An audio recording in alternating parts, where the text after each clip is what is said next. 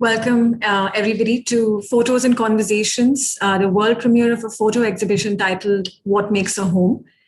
The Danish Cultural Institute asked this question to people in India, in Denmark, and Russia, and the submissions were as captivating as they were diverse. When the global pandemic hit, they asked their followers to share pictures and videos of objects, feelings, and activities that made wherever they were feel like home during the lockdown and during the movement restrictions. In this session, we have Thomas, Henriette, and Anna from the Danish Cultural Institute, and they will present the worldwide vernissage of the online exhibition, What Makes a Home, and elaborate on the observations and outcomes of the project. I'd like to introduce the panelists. So Thomas Sehested is the director of the Danish Cultural Institute in India. He's been passionate about everything Indian for decades and published India, the World's Next Superpower in 2010. He's the president of the EU-NIC Delhi cluster and a board member of the Indo-Danish Chamber of Commerce. Henriette Reinholdt is the director of the Danish Cultural Institute in St. Petersburg, Russia. She holds a master's degree in Russian studies and anthropology. Over the last 20 years, Henriette has moved around and has many times lived outside of her home country, which is Denmark.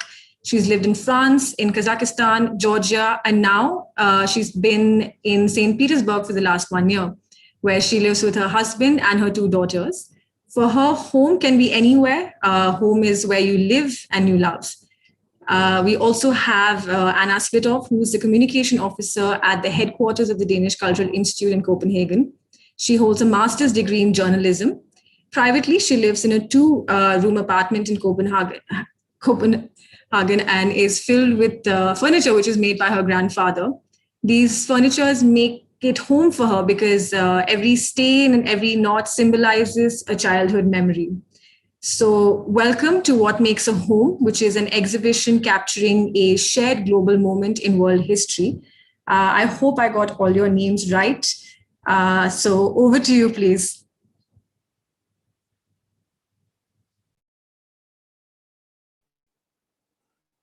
Thank you very much. And thank you very much, IIHS, for this opportunity to share some of the work that we've been doing. While I'll give a sort of introductory talk, and then Anne and Henriette will follow, you can see some of the photos from the exhibition sliding in the background. So I hope it's not too much of a disturbance, but some of them are definitely prettier pictures than the ones you will see of me, at least. So just briefly about who we are. We come from the Danish Cultural Institute, and it's an organization that since 1940 has tried to make bridges between various cultures. So currently there are institutes in DCI, Danish Cultural Institute, has institutes, here in Delhi, in St. Petersburg, in Beijing, in Brazil, and in the Baltic states. And so that's just who we are and how we see the world. What you're about to see and the photos that are being shared here is kind of a little unusual kind of work for us. Normally, what we do is we engage with local artists or architects, thinkers, intellectuals, and create projects together with, let's say, if it's in India, it's together with Indian like-minded. This exhibition is actually somewhat different. It's an initiative that we took ourselves. We do not have an artistic background. We are basically, I can speak for myself at least, communications people. So there's no, as such, curation. There's it's basically born out of our curiosity for this moment in world history, where people across the globe shared the same type of confinement in different formats from country to country, but the sort of basic restrictions were the same. You were not allowed to do your sort of normal way of life was disrupted. There was restrictions, there was all kinds of hindrances in how we live and work. So this moment in world history, I don't think there's been a time where the same situation has happened sort of on that kind of global scale. So at the one hand, we shared and partly still share these restrictions. That's something we share. At the same time, what happens in times of crisis, I guess, is that we look the sort of the objects close to us gets more importance. It's about countries became more inward looking. That's at least true for the majority of the world's countries, that immediate needs had to be met, and so travel was restricted. We couldn't cross borders in so many formats. So these, in a way, these two contradictory instances: one, the confinement, and second, the sharing of same everyday lives globally, made us wonder. So what if we try and share what we see, what we experience across cultures? Because perhaps now is the most important time in many, many years that we actually are open, that we actually try and bridge the cultural divides between our countries and people. So what will happen now is that, apart from these photos and all, once we're done here, we'll go back to sort of a normal mode of this website, where you can see all the photos. You can dig into sort of India-specific photos. You can dig into Russia-specific photos or Denmark-specific photos. So the current exhibition that you see is basically just sort of all the photos in one big carousel. So that was our idea, and basically we were ourselves. I mean, the initiative came from Danish Cultural Institute, India, and we were ourselves in a strange lockdown situation. We had to leave India just before the lockdown. We were, so to say, exiled in Sweden because there were problems in Denmark with us getting access to Denmark. And so there we were. We were at that point of time 3 employees, myself and 2 colleagues. In a situation where we were definitely not at home, but we were longing to hear stories from not least India, the India that we had, so to say, fled. Our Prime Minister and Foreign Minister asked us actually to flee countries and come back, so that's what we did. So the idea came up: what can we do? We are not, all the projects that we had lined up for India, big concerts, collaborations, festivals, all that had been cancelled. So we sat there in this summer house in Sweden, which was nice in itself, but thought of what can we do actually to just do the work we like to do, and that is sort of a bridge, making bridges between cultures. So that was the background of the exhibition. I'll stop there. That was sort of a little bit about sort of what we did, and so far the exhibition has a sort of a digital face. It also has a sort of a catalog that we, I mean, if people are interested, we might send it to you. Let us know. And I'll a little later go into sort of a discussion, or not discussion, but perhaps sort of some thoughts on the Indian contributions. First of all, I'd like to hand over to, I forgot actually, Anne or Henriette, who wants to be first? Anne? No? Okay. Anne, over to you. Thank you, Thomas, and hi everyone. My name is Anne Splittorff, and I work as a communication officer at the headquarters of the Danish Cultural Institute in Copenhagen, Denmark. and I'm very pleased to be here today and shortly give you an introduction to the Danish contributions to what makes a home. Like Thomas just mentioned, we started this open call for photos last year in the spring of 2020, shortly after the lockdown in Denmark. And personally, I remember that time really as a really strange time. On the day of the lockdown, I was out dining with two friends, and when the Prime Minister of Denmark was having this press conference, and immediately the atmosphere changed. I can remember it really good, because outside the restaurant, I just saw a herd of people running to the stores to sort of panic buy groceries. And the funny thing was that the most important item for everyone was toilet paper. I still don't know why, but everyone needed toilet paper all of a sudden. And ever since that March day last year, we have been in our home more or less. And there are still many restrictions in Denmark, so it's the same right now, basically. We are at home most of the time when we work, and of course in our spare time. But luckily the season is changing, and I just want to shortly say something about that, because spring is coming in Denmark, and that is actually a great deal, because winter time means more time at home, and I think we are all getting pretty tired of looking at our own four walls. Within the last 2 weeks, we have had a huge extreme, actually, weather change from -15 degrees to about +10, 15 degrees. So the sun is starting to shine, and 2 weeks ago, people were walking around on frozen lakes.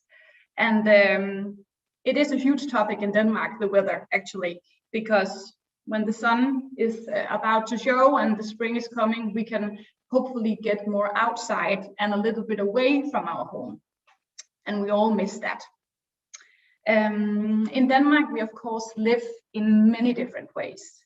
Personally, like it was mentioned in the introduction, I live in a 2-room apartment in Copenhagen.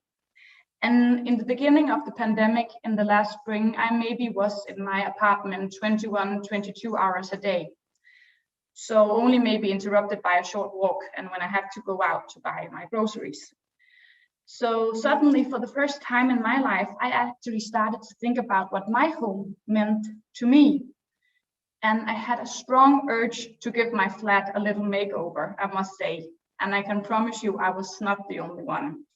The Danes have spent their lockdown on fixing their homes, painting the walls, rebuilding. It has been a very popular way of passing the time. And another thing that is quite obvious in the Danish pictures is that we have found new hobbies. A lot of my friends have started knitting, or maybe trying to learn how to play an instrument, or learning maybe a new language. And as for myself, unfortunately, my good intentions only lasted a couple of weeks, so now Netflix controls my spare time again. But when you look through our pictures, you will definitely see that people are trying to find meaningful ways to pass their time at home. Yes. And as for that, we actually have a quite important weapon against despair in Denmark. And that is, of course, the maybe for you famous word, hygge, a phenomenon that has been quite famous from Denmark throughout the last couple of years. It's actually a little bit hard to translate hygge in English, but I guess coziness would be the closest way. But it doesn't quite cover it, because from my point of view, hygge is all the small things that makes a situation feel warm, safe, and comfortable. And of course, these situations often are based in your home. It could be a lit candle, a good cup of coffee, a nice meal, maybe a warm blanket, or even just making an effort to set the table, maybe putting some flowers on the table, just making a little effort to make everything a little more nice. So small things that put a smile on your face, small things of comfort. And if you look through the Danish contributions to what makes a home, you would definitely see that hygge is this coziness phenomenon is a very important component to what makes a home in Denmark. So before I give the floor to my good colleague Henriette, I will just say that if you maybe sometime through this pandemic don't feel at home, then I will advise you to try hygge. So maybe make yourself a good cup of coffee or tea, maybe a snack, whatever you prefer. Put on some comfortable clothes, nothing too tight, that is very important. Turn up your favorite music, dim the light a little bit, lit a candle, lay back and relax. Then you have it, hygge, and hopefully a strong feeling of home. Thank you so much. Henriette, I would like to give the floor to you now. Thank you, Anna. I'm almost sad that I didn't have the chance in Denmark to enjoy that specific hygge that I know so well. I would, though, claim that it can be done in any countries that you are based in. It depends on how you make it comfortable, as you say, and safe and warm, which is also something that I did with my family, of course. And I think actually many Russians also do the same, even though they don't have the concept. But the situation in Russia has been a bit different regarding lockdown. The lockdown here started sort of gradually. It seemed to be a bit hesitant in the beginning, as if everyone hoped that this will just be a short phase that would pass. Of course, unfortunately, that's not what happened. The numbers went skyrocketing. Russia was one of the countries with the highest number of infected per capita. Per inhabitants. So the situation was indeed severe here, and there was a complete lockdown also in the spring last year. So it actually meant that something that I think that has never been experienced in Russia before, that they actually closed down outdoor areas. They closed down parks. They simply put signs, locks, scotch tape around parks, so people would not be able to gather even outside. And that seemed to be something that actually provoked a lot of people. It was interfering with personal freedom, was the sense that I got. And there was also a period where the otherwise very busy city center of St. Petersburg, where I live, was completely empty for a couple of weeks. There were no cars, no people. It was sort of this sense of a ghost town. There were announcements over the loudspeakers in the city asking people to stay home. So it gave this sense of a warlike situation, which I've never experienced anywhere. And I think in Russia, no one has experienced it before. Of course, a lot of people stayed at home, as was advised. But I think also a lot of people actually went outside because there was an exceptionally nice and warm spring, summertime. People enjoyed that, and you can actually see that from the photos. There's a lot of pictures of spring that people go outside.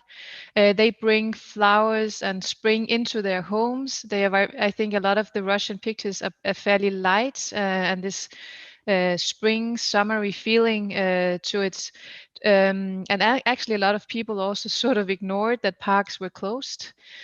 We saw people climbing under and over fences because they actually really wanted to enjoy this special springtime outside. But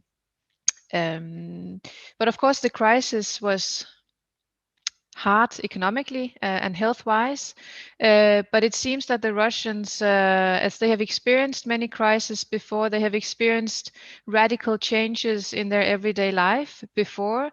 So this seemed like a crisis that they would just need to go through, and they would of course get through it. So the sense here in St. Petersburg, despite, of course, there are these severe cases of health issues and economic hardship for people, there has definitely been a lighter feel to this situation that compared to Denmark, for example. People enjoyed some of the time that they sort of got as they couldn't go to work and had to work from home or spend time at home. So Russia has been one long wave. I would say we don't have a second wave in that sense. When it comes to restrictions, there are very few restrictions left in Russia. The cultural institutions are open, restaurants are open, shops are running. Some people still work from home, but life is getting more and more back to normal, except of course from closed borders. So I think it's very difficult to guess anything about how any long-term effects after this crisis in regards to how people live their lives and if it's changed patterns on how they use and perceive their homes. My sense is that Russians will continue to guard their homes as a very private sphere. Where they relax with the family and friends. So I don't, of course, people have probably also changed hobbies. I also did one try with a puzzle for the first time in my life. It lasted a weekend and then I packed it all up again. It was not a thing for me. I think people have probably done something similar here, but I don't foresee that it will change anything radical in how Russians perceive what home is to them. And I think they are more and more also focusing on this concept of hygge that we have in Denmark. They're very interested in that concept, and you see from the pictures also that it's not exclusively a Danish brand. It is also taken into people's home in other countries. Yeah, that was everything from me, Thomas. Thank you, Henriette, for these insights. Also, thank you, Anne. I'm not going to go deep into sort of the situation, sort of in terms of Corona and India. I assume the audience is at least capable of knowledge on that subject as I am. However, there's one thing that strikes me. So I'm back in Delhi. Been here since December, but when talking to people in Denmark with our head office and partners back home, many Danes sort of have a sort of a feeling or sort of find it hard to believe that India is doing quite well in terms of Corona. So that's an interesting thing that sometimes we get so we can't see across our own sort of, we as Danes, we might think that we have a good healthcare system and so on, and so we have. So the notion that other countries are doing better and well is sometimes a little difficult to communicate. When I was during the pandemic, when it was the worst in Denmark, I'd just sold my house in Copenhagen. So I actually didn't have a place to go. So for 6 months, I moved 12 times from people's friends' apartments to summer houses to occasional hotels and all. And that was a very, very strong reminder of how important it is to have a home. So to have a place where you can be yourself, where you're not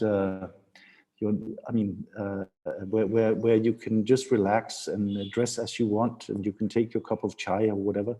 But that reminded me and became a strong urge for me. I live in Delhi, but it's of course a sort of a rented place. But the urge came to me to have my Danish home. So I bought a house. So and I'm going back to Denmark here end March to take over that house, and that will then become my second home. Because the funny thing is with people like us who, at least Henriette and I and our other sort of other colleagues, is that when we land up in Copenhagen, of course we feel at home. But for me at least, I also feel home when I land in Delhi. It's kind of coming back. So, and that's the concept of home is so sort of, it's so massive, because it's not just a place. It's also a place, but it's definitely also a sense of belonging, a sense of where you can relax. You don't have to pretend anymore. At work, we pretend, we need to dress up, we need to, but at home, we can just be ourselves. If we look at the Indian photos, of course, there's one point I need to make in terms of the Indian photos. We were followed closely on the Indian lockdown when we were in Denmark, and of course, there are some of those people that were most affected by the pandemic in India. We've not captured the approximately 140 million migrant workers that lost their job overnight, and they had their, so to say, secondary homes, perhaps in Delhi, living as construction workers or taxi drivers or maids or whatever. But when the lockdown came, they wanted to go home. And for them, their home was the village or the area of the country where they came from originally. Those we've not captured. We've loved to have it captured, but we haven't. So, of course, we know that the Indian, at least the Indian section of what makes a home is a rather privileged class. It's not to, I think the value is still there, but it's just, it's not the full picture. We never intended it to be sort of a full picture. We wanted to give insights, intimate insights into everyday lives. The Indian photos are basically on two different levels. One is the sort of the details, the small details, the inside, the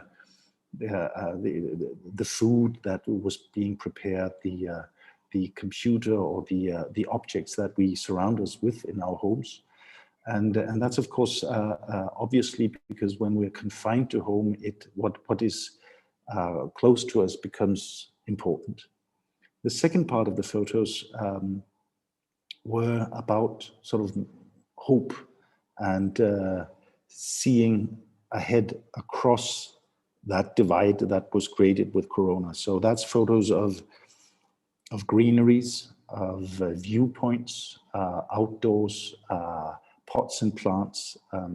So it's kind of shows two emotions I think we all had during the pandemic, when it was at its worst, at least in some parts of the country. It was that yes, the immediate objects meant something for us, the food, our hobbies, as Anna has explained, but at the same time a longing for normality. And I think the longing for normality comes across in the photos of viewpoints and perspectives and the outdoor.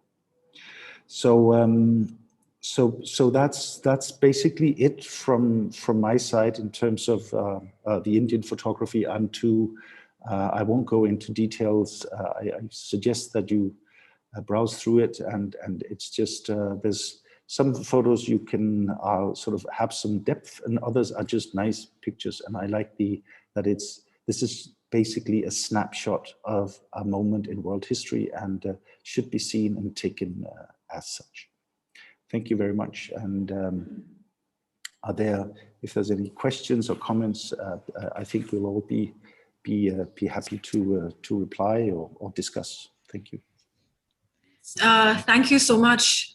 Yes, sorry, Henriette, go ahead. Yeah, I just had, because it's interesting when you start talking about that, and even Thomas and I coming from the same countries, I think it becomes, this concept of home becomes a very personal issue, because to me personally, home is not connected to a house or a place. I do have a house in Denmark that I have left.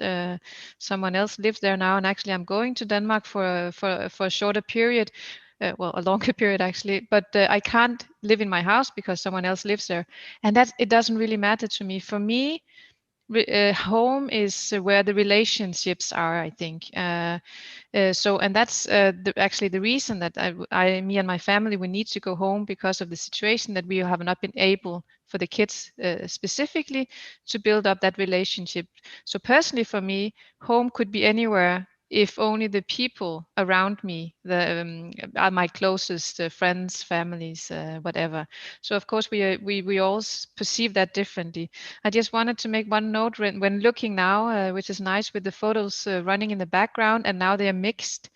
Actually, because I've only been looking at them in separate folders per country.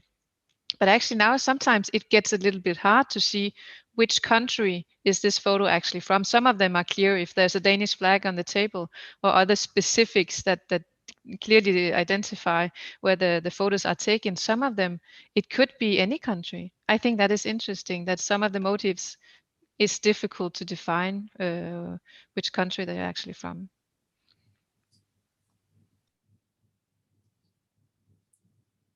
Yeah, that's actually true.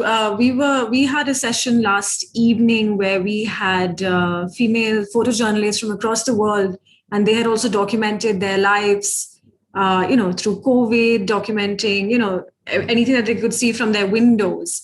And I think, they started to see not similarities, but in terms of like how the experience, like we know that the experience is diverse, but we also know that the experience is very similar just across the world. So I feel like it's also this thing about just the experience of being human, or the emotions that you feel. And of course, it's about like security and home and space. And like Thomas said, which I'm glad that he brought up the point about the migrants in India, because their struggle is vastly different. But I think that sense of safety that we crave, I think that's constant. No matter where you go and where you are and what sort of background that you come from, you always want to feel safe.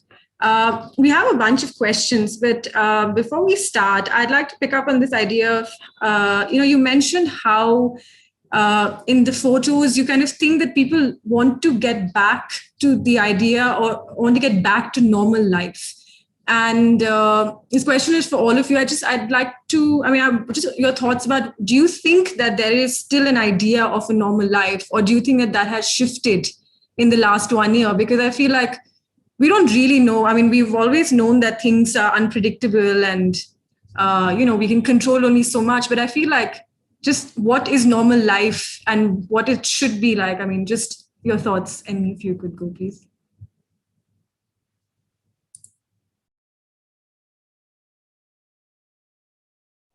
Shall I start? Please. I think, yes, please go ahead. I think for a very, very long time, we thought that this was something that would pass away at a certain point of time. That was the first sentiment I had, at least, when we left India, and that was just 2 or 3 days, about a week before the major lockdown. We discussed with my colleagues that we thought we'll be back in a month's time, 2 months' time. Okay, that didn't happen, and things sort of prolonged. Then the second optimism came with the vaccines. So, okay, so we'll get the vaccines. It might take some time, but then post the vaccination programs, then things will be normal. Then came the British, South African, Brazilian variant, and of course more will come. And how will the vaccines affect those new strains? And I think now I'm trying to get to a sort of personally an understanding that this is something we have to live with indefinitely. What that means, I don't know, but it's not. I mean, it's not going to go away. So we need to find. It's hugely interesting. It's somewhat scary, but I think that's a fact, and perhaps to me, I think we're in it for good, unfortunately. Thank you. One of our attendees would like to know when they can view the exhibition. I mean, we're very happy for you to premiere this at City Scripts with IHS. So we should be able to share the link with them tomorrow for them to be able to view the website. Yes, okay. So we will share the link with everybody. Actually, we can just post the link and you can view the exhibition from tomorrow. So just a couple of questions that we have coming in. To everybody, what struck you as the most surprising about the submissions?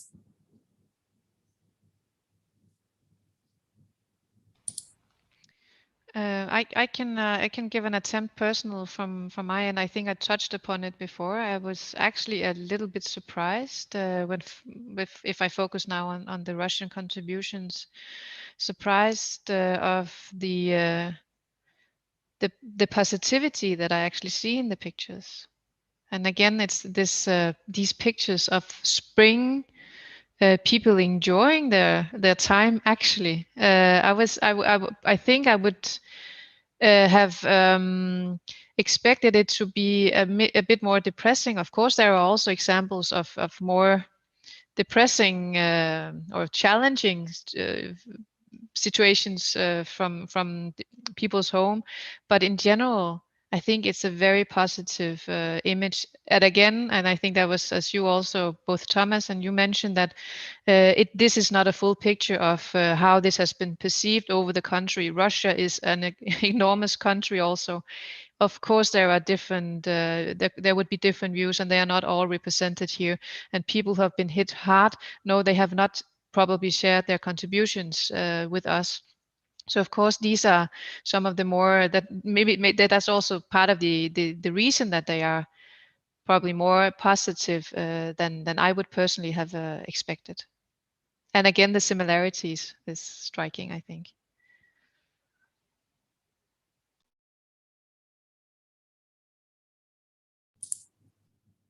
Thank you. Would either of you, Thomas, Anna, or we can move on to the next one?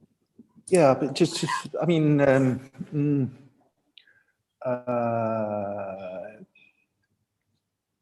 I think I see some more dystopic images from the Indian side, some dark images. Sort of, there's of course a bit. I mean, this is not sort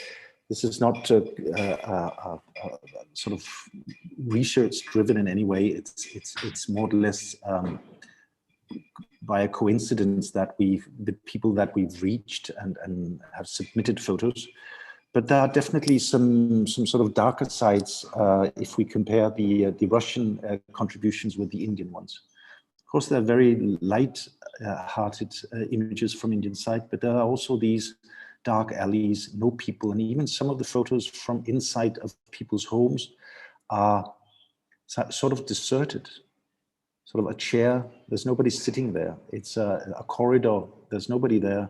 And of course, the outside photos of alleys and sort of viewpoints, a locked gate and all. So perhaps there's a little, sort of at least a slightly darker side on some of the Indian photos. If that has to do with the sort of very harsh lockdown in the start of the pandemic, I don't know. But at least I think sort of it's not all happy-go-lucky in the Indian photos.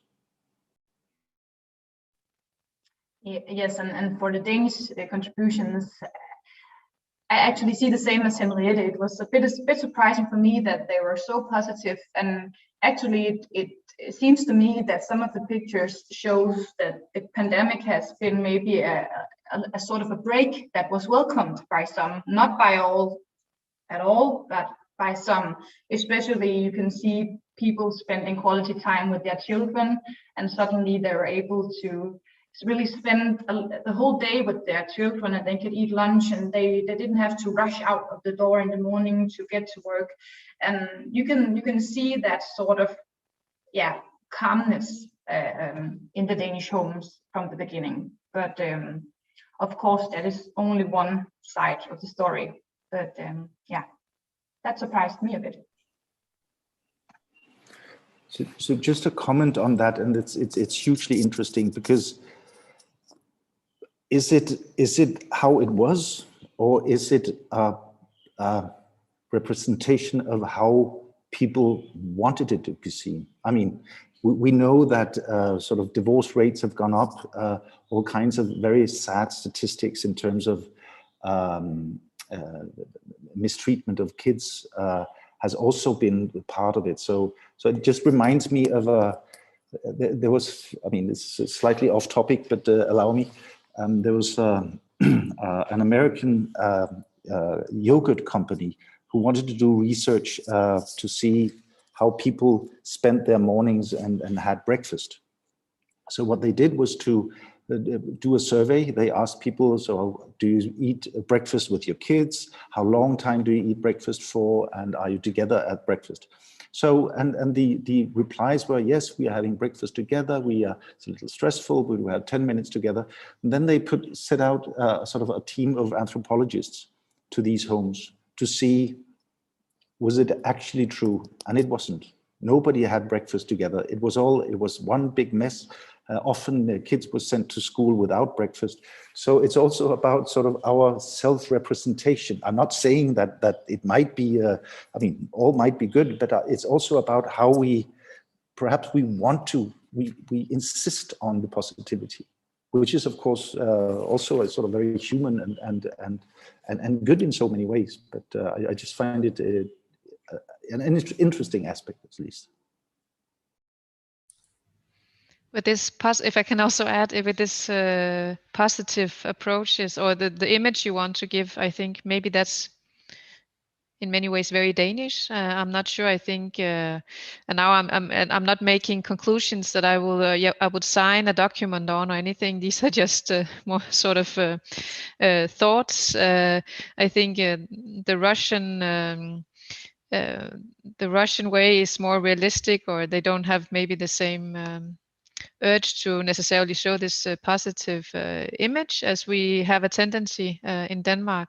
But what I also noticed when discussing this, there seems to be a difference, as you know, Thomas, on there's a darker side to some of the Indian contributions that you might see in the Russians or and there can be several reasons for that.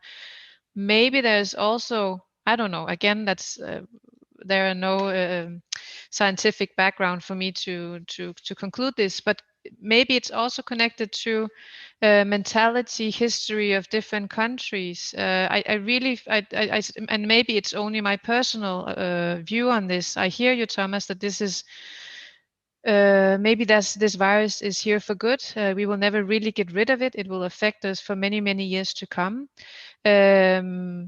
I try not to think like that. I know that it's going to last much longer than I thought in the very beginning, of course.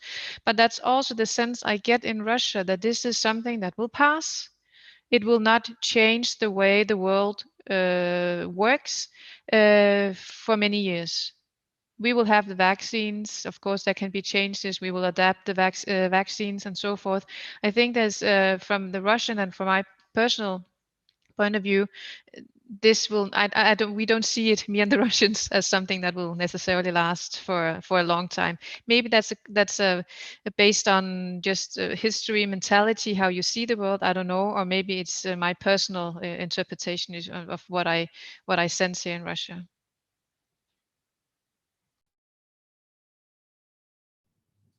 Yes, thank you. I think the similarities for the images that we see between India and Russia is also because we see a starker difference in class and privilege and access to, just anything. So I think that's why we might, I think it's, you're used to living in more tedious circumstances. So I feel like, something like the lockdown is, the intensity of it obviously increased in India.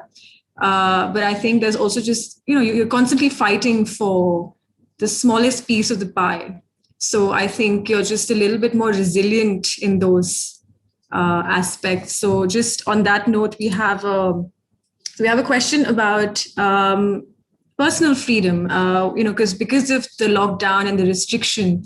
We saw a lot of people protesting restrictions. We've seen people protesting, masks being made mandatory. Like in the US, we've seen people just break out into fights in public because they refuse to wear masks. So Do you think that the COVID-19 lockdown and the restrictions that it's put on us, do you think that it's changed our perception of freedom in some way? It's a question that one of our attendees has posted.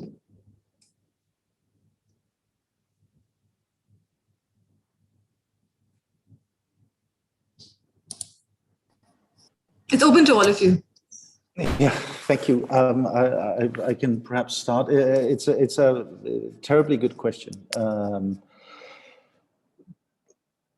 What's interesting is, and correct me, sort of Indian audience, if I'm wrong, but I don't see those protests in India.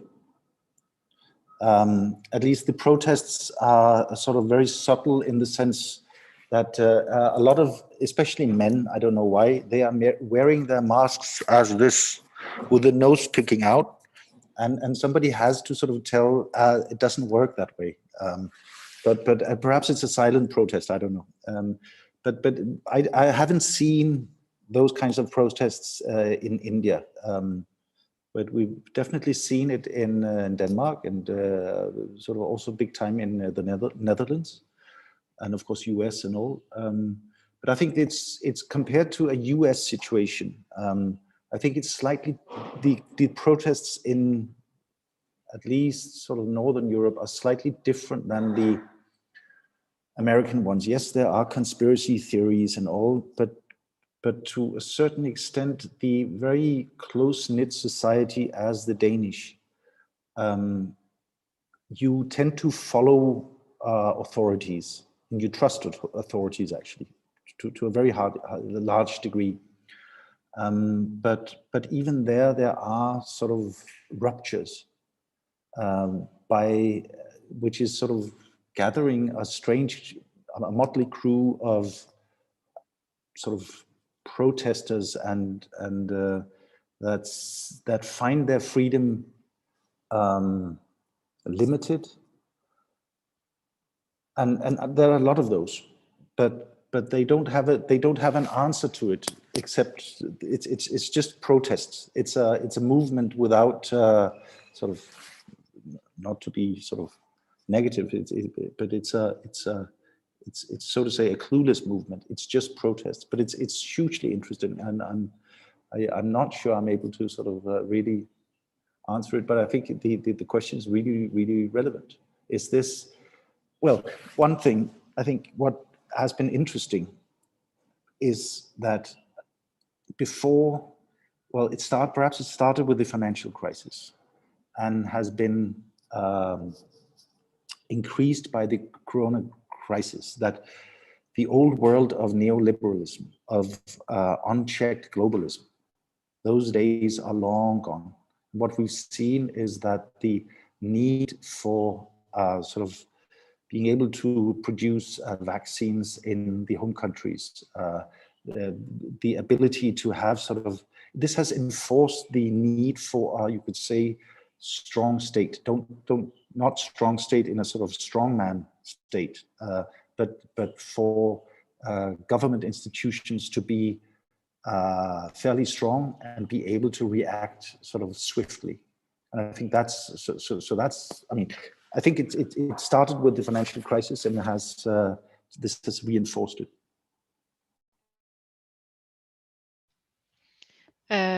If I can add also with it, it's completely true, the thing with the Danish people, of course, following advice. Most of us advice from restrictions from authorities. So in Russia, of course, when there are restrictions introduced, I personally, by automatic response, I follow the guidelines, the restrictions announced by the government, which is clearly not the case for all Russians. And that's what I also touched upon earlier, that this personal freedom seemed to be what disturbed people when closing outdoor areas for people to enter parks.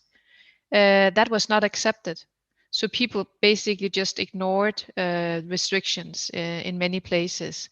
And eventually, it was not even there was no reaction from authorities, even though officially there were still these restrictions. The authorities somehow decided, meaning police and so forth, not really to react on it, and eventually it opened without it was not even announced officially, like, okay, we start opening again. It happened gradually, because I think probably there could have been demonstrations in Russia had they kept the restrictions, because the economic consequences would be so enormous that there could be protests in Russia if they had continued restrictions. And even though now it's even officially, yes, you're supposed to wear a mask if you enter a shop, if you drive in a taxi, you should wear gloves and masks. I would say not even half of the population would actually do that. They enter and no one is even not even commenting anymore. Whether that's your personal freedom or a disbelief in advice or restrictions given by authority, or combination, that I'm not sure.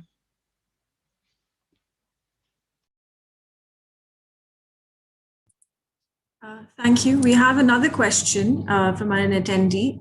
Is there an imagination for the future for this series, or do you just think of this as a documentation exercise, which I think is a significant thing, but will you build on the work that you've done with the exhibition? Yeah, we'd like to, but as the project was sort of initiated by us, there's no sort of funding for it. There's no, yeah, this is not complaining. I mean, I'm just explaining that there's not a big, it's not a big planned project, but we'd like to. I think the relevance somehow is, I love it, and I think we will do an exhibition, at least here in Delhi or other places, or IIHS, if you're interested in, but just having sort of all these collages as a sort of almost a tapestry. So we are basically, yeah, we would like to sort of take it further and perhaps include some other countries if possible. And yeah, I'm open to anything, but it's not something that's definitely planned. But good ideas are always welcome. So it's a kind of it is an open source project. So, and I'd like it to keep it that way. Thank you. We have a lighter question. Is there a photo? Do you have a favorite photo from the submissions that you got? And if you could just kind of describe the image and tell us why you liked it.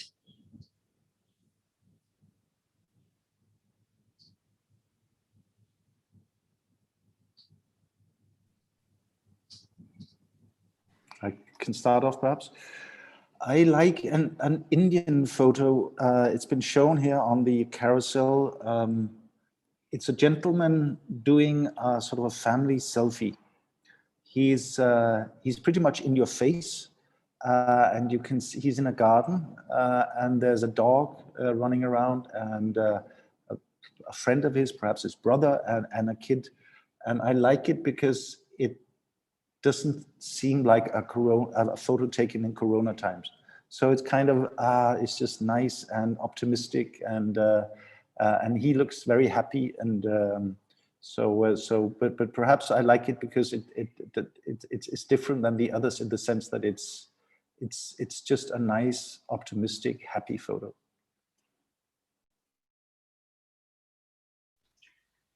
And from the Danish pictures, I really do like the ones with the pets, especially the pets that are not behaving really nice.